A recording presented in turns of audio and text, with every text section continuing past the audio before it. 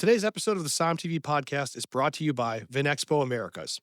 This April 29th through the 30th at the Miami Beach Convention Center is the premier event for North American wine professionals. For 2 days in Miami, the event brings together producers, importers, distributors, and key decision makers from North, Central, and South America and the Caribbean. For the first time in North America, the show will also be host to B Spirits and B No, spotlighting craft spirits, ready-to-drink beverages, and the rapidly growing no and low alcohol categories. Designed exclusively for the trade, Vinexpo Americas offers a focused environment to source new products, expand distribution, build partnerships, and understand evolving market trends across the region.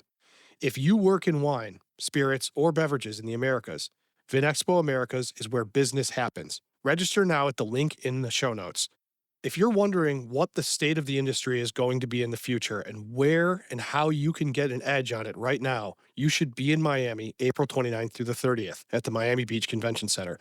This is the place to get new business and find out what's trending. I'm telling you guys, all of you listening that's in this little space that we all occupy, this is the place to do it. In the show notes is the link. Register for free. Hello, everybody, and welcome back to the SOM TV podcast. I'm your host, Jason Wise. On today's episode, I have one of the stars of a film I made. A few years back, we made a film called The Whole Animal. It ended up winning the James Beard Award for Best Documentary. One of the stars of that film's name is Philip Tessier. And I've been wanting to speak to him because since we made that film, the restaurant that he is the head chef at, Press, in Napa Valley, has taken on a Michelin star. Philip was the leader of a team in a cooking competition called Bocuse d'Or, and they were the first Americans to win this. This is the most prestigious cooking competition that takes place in Europe in Lyon, France, every year. Philip and I are going to talk about all sorts of things. Among them, the climate of working in a kitchen, how to control your anger, how to be successful, what it means to make a Michelin star. I really, really enjoyed this conversation. It's very frank and very personal, and I think you will too. Without further ado, my conversation with Philip Tessier. Philip, I really appreciate you coming here, doing this from Napa. Yeah, my pleasure. You are a very busy guy. Last time I saw you, we were filming The Whole Animal. Yeah, it's been a while. It's been a while. You're making pig ears, of all things. Yeah, we've made a few since then. Yeah, I'm sure you've made more than a few pig ears since then. So I'm going to ask you to do something weird, okay? I want you to tell me some of your accomplishments, and some of them have happened since we met. I want to give people who might not know who you are kind of a feeling of, I have a lot of respect for you, and I want them to as well. So yeah, sure. I mean, I think starting out young, went to the Culinary Institute of America, found my way to France for 6 months, and then at 21 landed in the big city of New York. Kind of got a job as a 21-year-old at Le Bernardin, and kind of cut my teeth there for 3 years. Worked my way up to sous chef, and then was fortunate to find a position at Per Se, as part of the opening team there. So it's an incredible 1-2. You go. Yeah, it seems like a lifetime ago. And then Thomas Keller won Bang Bang. Yeah, I think I was super fortunate to find myself in. I think Le Bernardin was perfect in. It was such a great learning kitchen. Somewhere to go. It was fast paced, big kitchen, big team. Nothing was overly complicated, and so as a line cook and as somebody learning your trade, it was. I loved that. I had a great experience there. And then, when I went to Per Se, it was like a totally different world. And, having the whole French Laundry team come out and train us, and the amount of effort that had clearly and thoughtfulness that had been put into the training program, you were drinking from the fire hose, and from somebody who thought they were somebody as a sous chef at a very well-respected restaurant in the city, to land there with, Corey Lee and Jonathan Beno and Thomas Keller and, the list goes on. It was pretty intimidating and also super exciting.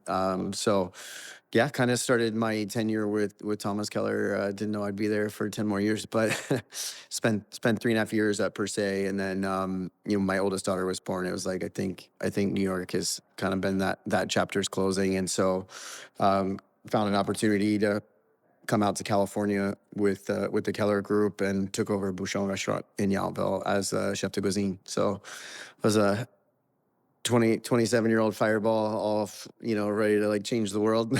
Yeah, bring this whole ethos of Per Se and everything to a casual restaurant that had been through a lot of transition, and we had just started a remodel. So it was a huge undertaking, and I just learned a whole nother aspect of the the business side, and also what it means to manage people in a different way.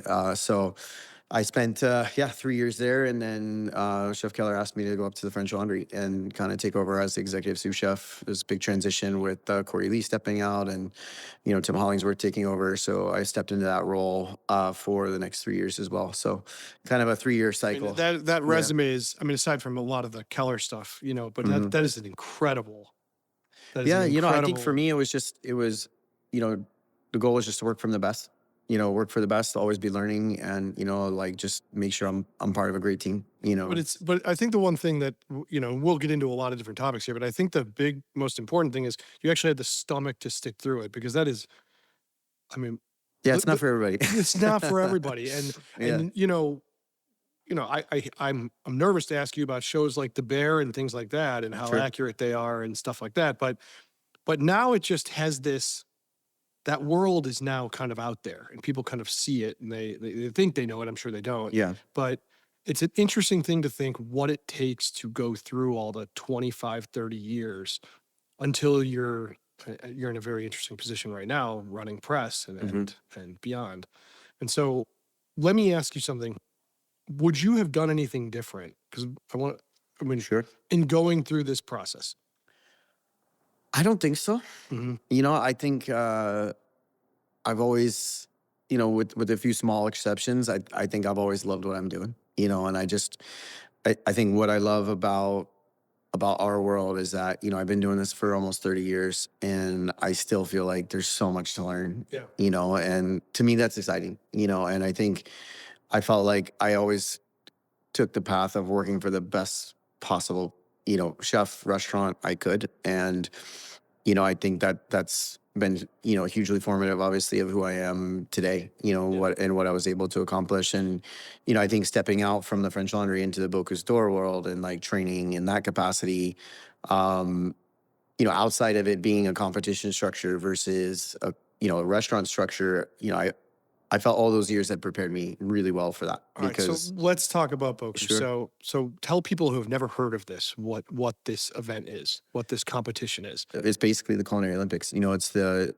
World Cup, if you will, of cooking. 60 countries that go through a national selection, and then a continental selection, and then eventually a final that's held every 2 years in France. So it's a biannual competition, and it's 5.5 hours of just doing the best possible food you can think of over the course of basically a year of training. So I jumped into that world at the end of 2013, competing in 2015 in January of that year. And it was kind of how do I transfer, everything I've learned in the discipline of what I've learned into this competition environment where it's very regimented and discipline. It's a different type of discipline and mindset, and you get one shot. It's not like you have, hey, we had a rough service tonight, guys. Like tomorrow when we come back, let's try to do it better. It's like, we used to joke about it. We're going to train for a whole year for 5.5 hours, and it's like you see these guys in the Olympics, like what that feeling is of like staring down the ski slope, and you're like, I got one shot for everything I've worked for 4 years to make this count. So,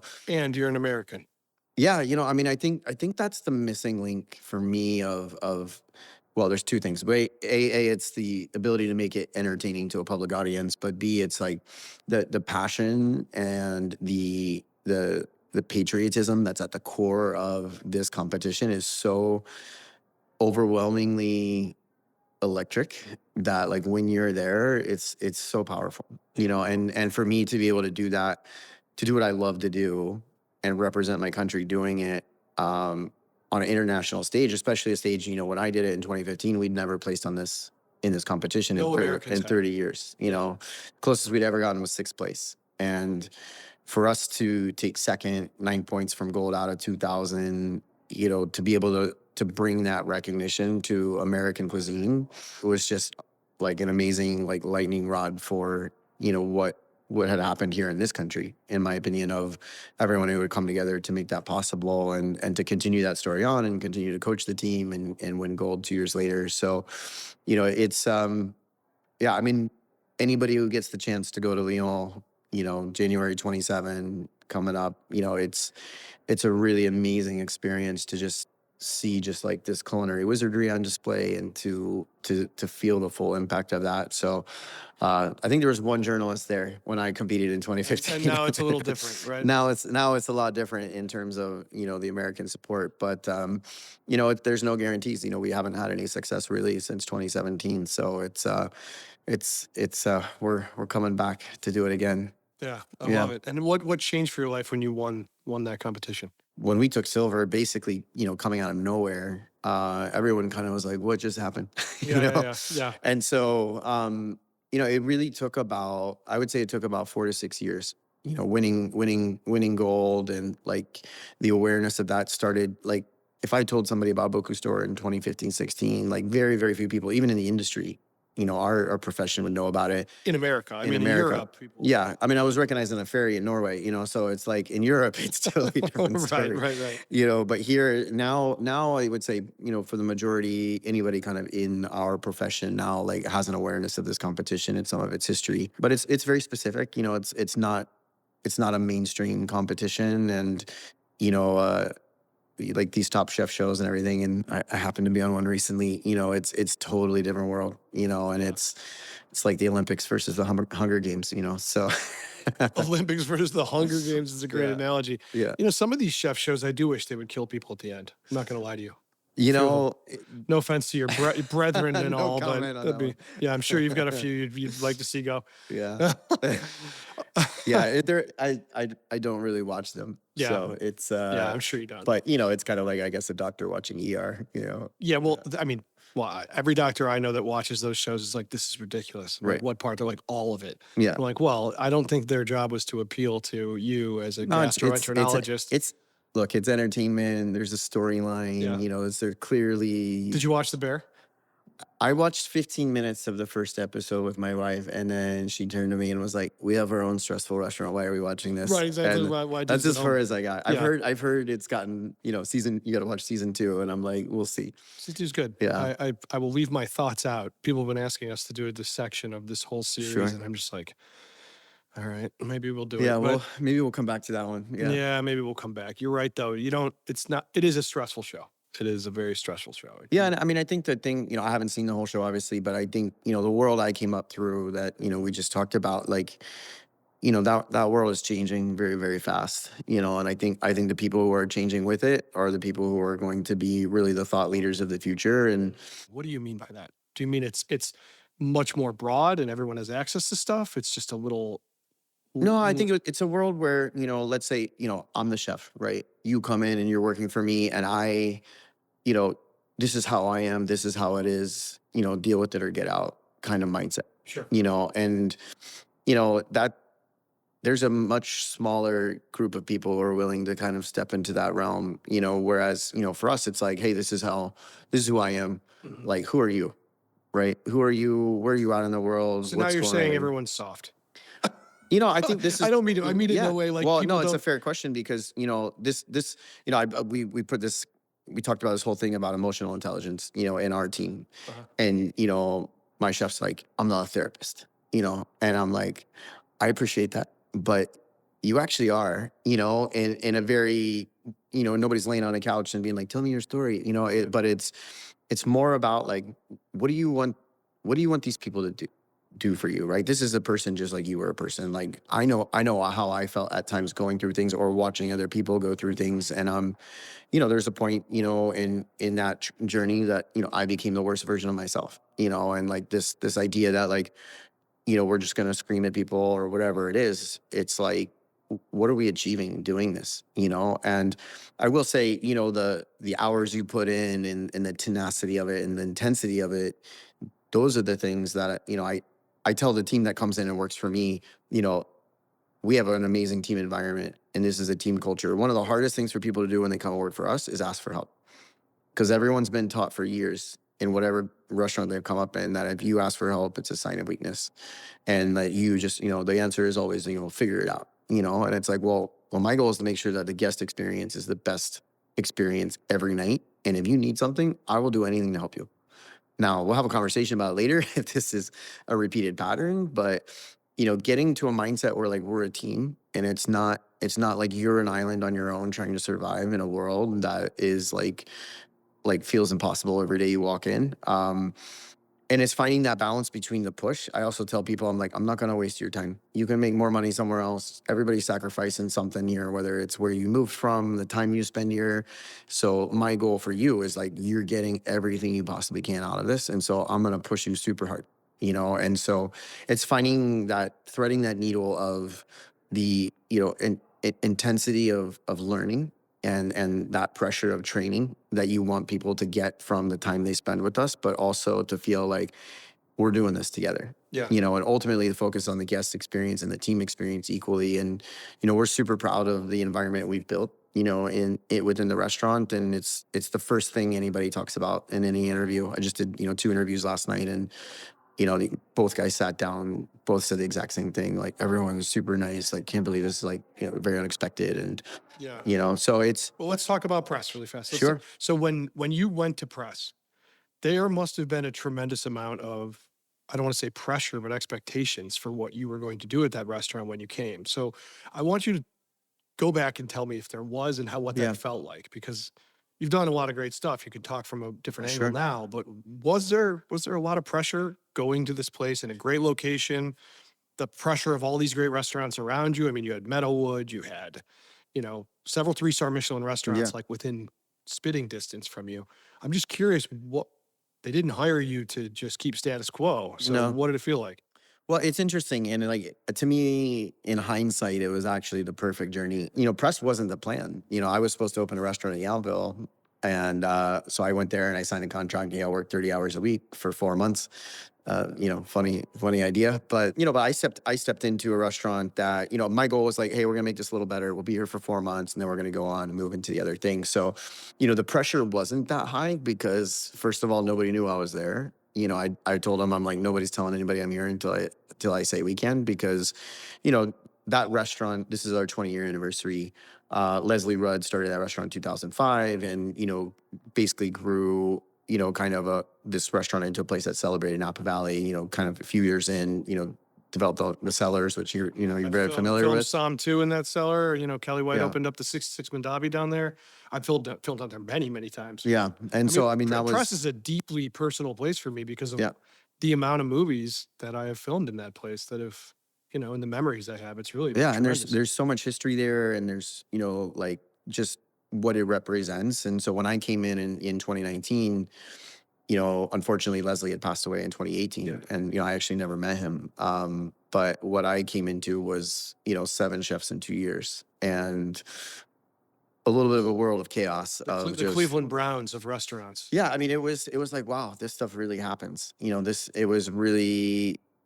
It was kind of funny at the beginning. I'm going to be honest, because I'm like, I'm a consultant. Like, this isn't, I'm not totally responsible for all this. Yeah. But then, like, once It was a bit of a shit show. Yeah. it was, and two, there was just a lineage of equipment and stuff and people, and everybody did whatever they wanted. It was like kind of total anarchy. And, so I came in, we were like, all right, well, we can't just sit here and serve this food every night. So we started working on just cleaning everything in the menu, and we hired 12 people in 3 months. And then 2 months into it, the project I was working on fell through. So then I'm like, oh man, am I gonna get stuck here? That was the honest thought I had. But the reality was, Samantha Rudd. You got kids, you need to Yeah. make money. I mean, it's Well, like, it was. I mean, I knew I could just continue on, but like professionally, I was like, I didn't go to Bocuse d'Or to like run kind of a steakhouse and this kind of thing, and Yeah. spend this last 15 years doing this. So, sure, of course. So it was kind of a little bit of soul searching, but I think what I kind of put my confidence in was Samantha Rudd and her husband Mason, who had kind of taken over since their father had passed. We had begun to really build a really strong relationship, and I felt like the most important thing for me was to have the right partners, and we'll figure it out, as we go along. And so we kind of started a conversation about me staying on, and they were gonna, at that point, had already started a conversation of being involved in the restaurant project that I was working on. And so I was like, look, I'll stay here. We'll continue to work on this as long as we develop my project. And so we were just getting ready to announce this, and then COVID hit. And the restaurant I would have opened in April 2020. So my dreams were just dashed, and then my life was saved all at the same time, in terms of, and you just got to hold loosely to your plans, I think. But So, you know, I mean, in terms of like the pressure and intensity, I mean, I basically had almost 2 years, if you think about it, from the time I went there to the time COVID kind of finally came out of that. And then at that point, you know, nobody was writing about restaurants and like how amazing, who's next Michelin star. They were talking about survival, staffing, you know, ingredient supply Sure, sure, and all sure. of that stuff for, you know, the majority of 2021. So it really, for us, really came to like 2022 where everything really changed. So, I mean, I was literally at press for almost 2.5 years before it felt like we were starting to get above ground. And so it was a wild journey. So, I mean, I've been there 7 years, but it feels like Feels 15. like a Feels like feels like 15, 15, but also but like feels like less it too, feels probably. like we've really only been, you know, moving in a direction for 3. Huh. So it's kind of a totally unique experience Yeah. from what I see. You know, now you see people like, oh, we're gonna open this, and oh, we got 2 Michelin stars 6 months later, and Well, you that's know, so. I mean, like you just use yada yada yada, yeah, like an absolutely crazy. I mean, the amount of people. Like as I said to you, I can't overstress how much I respect that restaurant. How much hmm great times. You know, when I made the first Sam movie, this would have been 2010, 11. yeah, You know, that era. You know, I ate there all the time when I sure, could afford it. I'm like a broke. yeah, You know, when someone else was paying, pretty yeah, much is yeah, when yeah, I ate there, and it became like a marker of like, wow, this is a cool place if I ever get to go here. But it wasn't a place that was on my radar for getting a Michelin star. right, You know, so the amount of places that would love to have taken what that is and get 2 Michelin stars is pretty. I mean, it's a pretty wild thing. And I yeah, know you're in the shit, you're in the weeds, as you would say, but you know, with just general, you're constantly working. But I mean, take me through. Was that a goal? Were you like when you first go, okay, this is permanent or semi-permanent? I'm going to be yeah, here. I'm going to get the right team. I'm going to start working yeah, through the right menu. Were you like, I think we could go for something like a Michelin star or two, or yeah. were you really thinking that in your brain? It was one of the first questions I asked. You know, of Samantha and Mason. You know, Isn't it the owners that normally ask that? They're like, "Hey, you no? know, maybe I don't know. I don't know." Well, for me, it was kind of like, you know, this. Hey, this is your restaurant, right? Like I'm coming in here. Like, what is your vision? Like, I mean, I have my dreams and visions, but like, if we're not aligned, then like this isn't gonna go well at some point, Yeah. you know. So it was like, do we think this should be a Michelin star? And you know, the answer was like, well, if you know, if these restaurants here and here can have a Michelin star, I think we should too. And I was like, okay, like that's a very clear directive, you know, in terms of like what our mission is, and it means very specific things. So for me, it was very helpful to have the conversation to shape the direction of what we were about to do. And you know, the style of food, the you know, the aesthetic of the room, the staff, the team, the people that were gonna, you know, I mean, when I got there, nobody in the restaurant ever worked in a Michelin star restaurant. Like literally no one. Wow. Very few people even They eaten in should have one. made the So bear about press. What are we doing here? you know, it was, if people were there, that would have been quite an entertaining story, I no wish I doubt had about it. filmed. Yeah. I wish What's I had filmed that whole 3 year Yeah, process. That'd yeah. have been a Well, there's still great. more work to do, so you can come in anytime. Yeah. Yeah. But The you know, it problem is you're was too nice now. yeah. Well, that's I yeah. need to catch you when you were angry. You're too nice. Yeah. Yeah. You know, I set foot in that building for the very first time in 2018, and I walked in there. The fireplace is going. You know, it's just such a warm, beautiful room. And then you know, you see the wine cellars and everything, and it was just, I just got a vision right there. And then that like this place has so much potential. And Yeah. like if the food and service and hospitality are in the same par of the wine and the history and the aesthetic of this space, like the sky's the limit in terms of like what we can do there. And so we've just finished now, you know, fast forward, you know, Michelin star in 2022, Grand Award in 2022 was a really pivotal year for us, you know, and then we kind of launched into 2 years of construction over the last 2 years, starting in 2024. So, you know, we've just finished the main kitchen at Press now. We opened understudy next door, which is our kind of like all day cafe bakery. I had a baguette there 2 days ago, and it Yeah. was absolutely lovely. It was. I want to bring some back with me. Yeah, I mean, this is a whole nother, you know, a whole nother journey and adventure, Sure. you know, where you know, Leslie started Dean and DeLuca, you know, Right. over Exactly. 20 years ago, and, you know, a lot of history. I mean, if I ever explain to someone where the space is, that's the question I Dean ask and them. Like, it DeLuca. was such an iconic space. So, you know, now we split it in two. There's a museum in front. There's Julia Child exhibit in there now, which will change in March. And then, you know, really understudy is all about our craft. You know, that whole kind of Bocuse d'Or ethos brought into, you know, pastry and viennoiserie and bread and, you know, the butchery that we do there. And then, you know, kind of how do we make casual dining something super fun and approachable, but still have that kind of, Michelin influence, if you will. So, we have a teaching kitchen and a culinary lab in there that, we do classes, and there's a lot of layers coming still, but it's exciting to see, that we have a place that celebrates what we do here. And, I think I've still never, ever since that Bocuse, you asked me like, how's Bocuse d'Or impacted me? And, it's given me, a real amazing platform to work from. It's people come and work for me who want to be a part of that world. It's given me sort of a clear vision of celebrating our craft here in this country and bringing recognition like to the US on an international scale. I've talked to a lot of 3-star Michelin chefs. We've filmed quite a bit with Kyle Connaughton over at Single Hmm. Thread and all these guys. And I think it's a fascinating thing to have 3 Michelin stars, because now you're sort of like, uh-oh, you got to stay there forever. Yeah.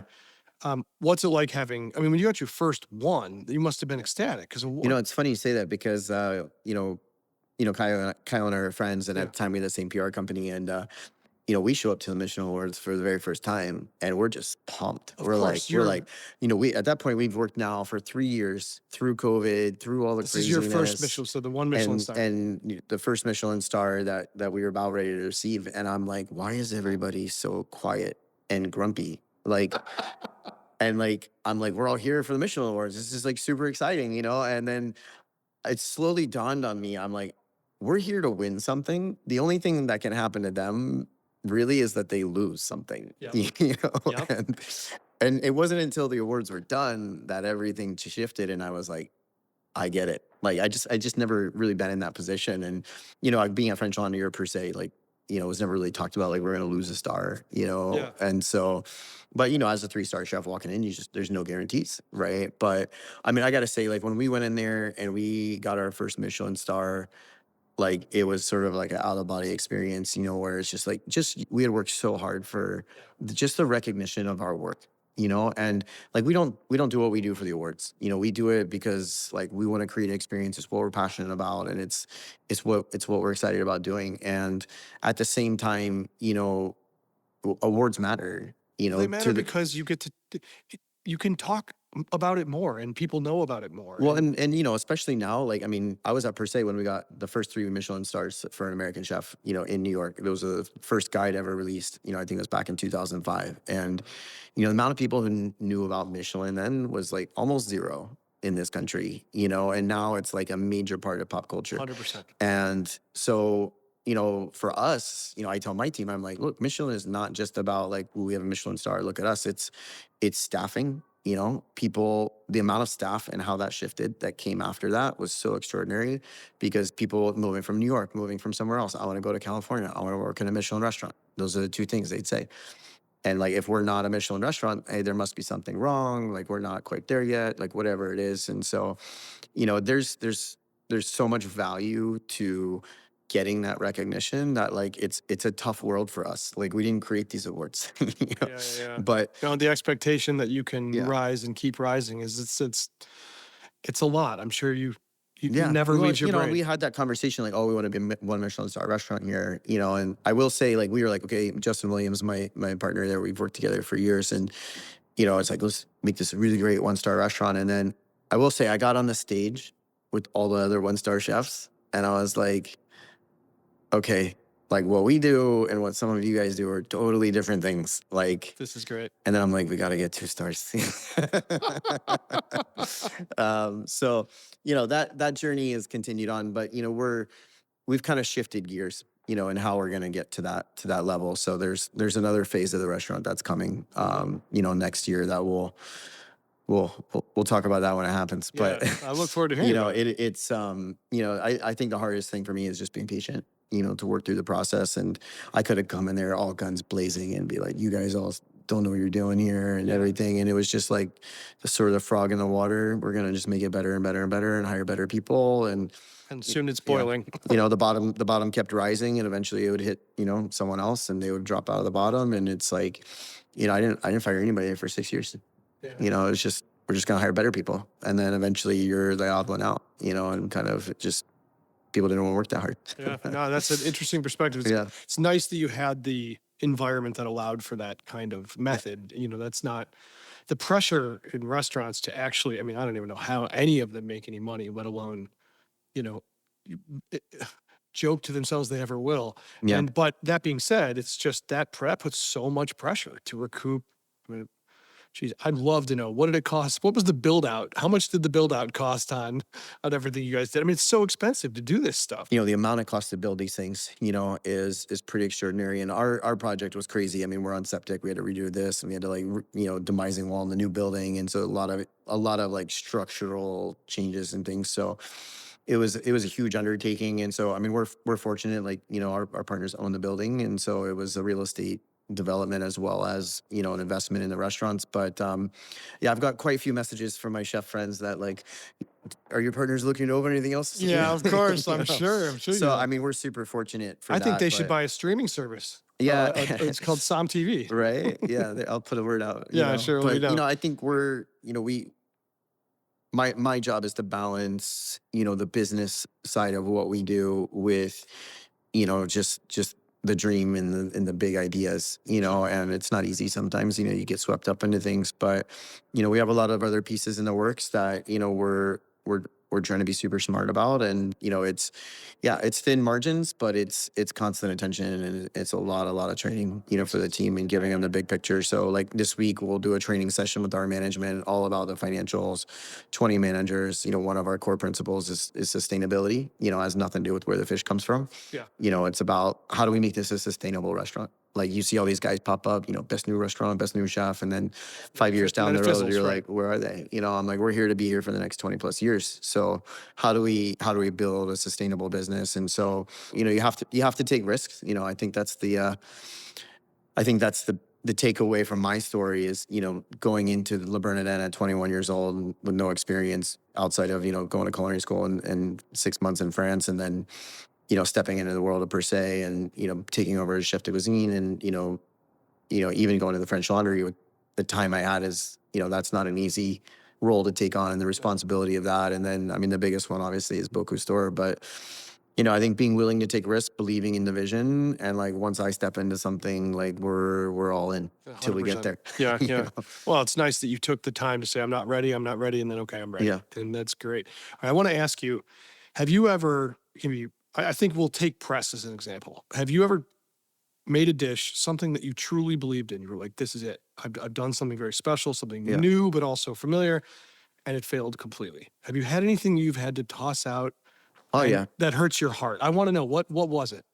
I think the hardest thing for me is like we put a turbo dish on the menu. Turbo, that's for Yeah, the fish. yeah. And so like I went to pre-service and I was like, so is this turbo? And like I just like saw this glazed look on everybody's eyes in the dining room. This was, years ago. And I'm like, none of you know what turbo is, do you? Yeah. Oh, And it God. just like hit me like a ton of bricks. Like if they don't know, our guests aren't gonna know. Yeah. Oh, that's And tricky. so, it's a nice thing about having a tasting menu now is like we can put stuff on the tasting menu that, you're kind of locked into that experience. And so it's great because people experience new things. When I was a chef at Bouchon, like we had sweetbreads on the menu, and, I have I friends love come in. sweetbreads. Yeah. I remember eating them for the first time in France, and they'd be like, "You're American and you like that?" Yeah. Like, do you know what it is? I'm like, "Yeah, thymus gland." They're like, "You know what it is and you like it?" I'm like, Well, I'd have friends come in and I'd serve them stuff. And I was like, don't tell them what it is. Just, Yeah. just tell them like, chef sent this out. And then later on, they'd be like, oh, what was that? That was so delicious. And then I'd tell them and they're like, I hate you. But that was really good. I mean, that's the whole reason we made the Yeah. whole animal. That for exact reason, right there. Yeah. But no, we've done plenty of things where it's just like, it's great. And everyone's excited. And then, team from the dining room comes back and they're like, nobody. Well, like what? Can we? We did a salmon dish once. We wrapped it in butternut squash. Okay. So we basically took butternut squash and we sliced it thin and like we charred the edges and steamed it, and then we wrapped the fish in it. And then we had visited a farm and they had these green peppercorns on the branches, like, oh, let's infuse some like oxtail broth, something like kind of like we did at La Bernardin back in the day. And it was terrible. Like it was just too flat. I think people just were confused by it. And Yeah. so it was on for like, I think maybe a week. Yeah. Then it was gone. But it's funny because we're so impatient. I came up in the French Laundry and it's like we changed the menu every day, and it was just wild. And so, like if a dish is on the menu for a while, I'm just like, we gotta, I start twitching, So Yeah. it's what I love about out here is just, the seasonality here and just there's just always something changing here that Yeah. you just, we're driving through here. I'm walking through a field of sorrel today, and, just all the stuff that grows wild here. It's super fun. Yeah, that does make it a lot of fun. Last question. I think people assume chefs at a top level sort of eat everything, right? They Mhm. love everything. What are the ingredients you really just do not like cooking with? They're maybe common, maybe unique, whatever, but that you're just like, I don't like it. I don't want to use it. Sure. I'd probably say just like boring proteins, like stuff that's kind of mainstream. Maybe it's because I'm like had so many people telling me you should just put a grilled salmon on the menu or do a burger or things like that. It's like I don't want to do the stuff that everybody else is doing. I want to do the stuff that's like different and interesting, like the turbo and like put stuff on there. Like, my vision is how do we get people excited about things they've never had before? We did the pig's ears. The pig's ears are, aside from being Yeah. in the movie, are phenomenal. I mean, they are Yeah. just like an incredible thing. I But like love that's them. one of those things like I just love to put in front of people and Yeah. they're like, "What is this?" And then they start eating it and they're like, "Those are so amazing." Yeah, if you have the right, I'm just like, Yeah. even a beer with those is incredible. I mean, it's like you can't put Yeah, them they're down. they're like just hot enough that you're like, "Whoa, it's a little spicy," and then you Yeah. get to the end, you're like, "I think I need another one." Oh, yeah, 100%. So, but I think for me, it's just if I am doing something, whether say I am using something with salmon, it's like we're taking the skin off and we're steaming it and we're making a chicharron out of it, and it's like dipped in an avocado kosho, and like It's like that's totally, that's that's on the menu right now, Yeah. and so it's just chips and dip, so but like we want to make it like fun, interesting. Like we want people when they see the food to like kind of be like, oh, that's not what I expected it to be. Yeah. Do you still get time to work in like what I'll call the lab where you're like trial and error, trying stuff, screwing up, but also learning from it? Or are you so in the weeds with the business aspect of it? Yeah, no, I mean, if I ever get to that point, yeah, you can come and shoot me, Okay. because Because this, yeah, I mean, we call understudy with the idea that like, hey, we don't know everything. I got my butcher now working on pate en croûte and like other stuff, like bringing back some of these old classics. And I walk around right now. I mean, there's been a couple days last week where literally somebody's handing me something to try. Whether it's a cross laminated croissant or in the shape of a bow tie, or it's yesterday's my sous chef's for St. Patty's Day. Like here's a short rib Guinness meat pie we're gonna do, and then we changed 3 dishes this week with the Sounds sous great. chef team, and watching them do the and now it's shifted where like they're changing the dishes, and I'm there sort of guiding the process and tasting everything with them. the So breakfast sandwich I had there 2 days ago, I will say I didn't even want to eat. I was Mm-hmm. like, this can't be. It almost looked like it looked like somebody had made it out of like, they'd molded it out of some beautiful material. yeah, it's Other- like one of those photos you It see on the was thing. so gorgeous. I'm like, what? And I'm trying to Yeah. eat it while I'm driving. I'm like, I'm ruining this thing. I Right, was this just like needs a moment. Yeah. destroying this beautiful sandwich. I really mean it. That croissant, I don't know how the hell you guys make these things. Yeah, I What mean, in the we have hell a is it made a out of? super talented team, and the fun thing is like, I mean, they all understand the core goal of like driving the efficiency of what we do, but like it's great to just see the creative energy Yeah. come from everywhere, and it's taken some time to kind of like get the right dynamic of the team, but now that you give people enough room to like make their own decisions, ownership, and yeah. and part of that means like I got to step away. Like if I'm here all the time, I'm gonna tamp that down just by being here because they're like, oh, chef's got it, and so that's been the hardest thing. Is kind of when we opened Understudy, I stepped out of running the line every night, and my chef de cuisine kind of took over, and so they're kind of like, we always think it's better when we're there, and we have our systems and the way of doing things, and so learning how to let the team grow and into their own and take over for themselves has been my learning curve and their learning curve. But when we do it well, it's super fun and super exciting, and you see them grow exponentially. Yeah, that's fantastic. I mean, it's great to talk to you. Last question. Do your kids call you chef? They definitely do not. In fact, my wife has a phrase sometimes. She's like, "Don't you chef me." Yeah, she's Yeah. like, "I don't work for you." Yeah, that's She funny. actually does work for me. Yeah. It's pretty funny. If She you're works, listening, you she do works at work for Understudy him. in the morning. Yeah, So no, that's great. That's yeah, we met fantastic. at culinary school, and she does pastry. So yeah, it's that's- but I don't cross that line. Yeah, you gotta be careful. I gotta stay married. Well, it's great to talk Yeah, to you, Phil. likewise. I really appreciate it. Thank you. Yeah, thanks for having me on. All right, bud.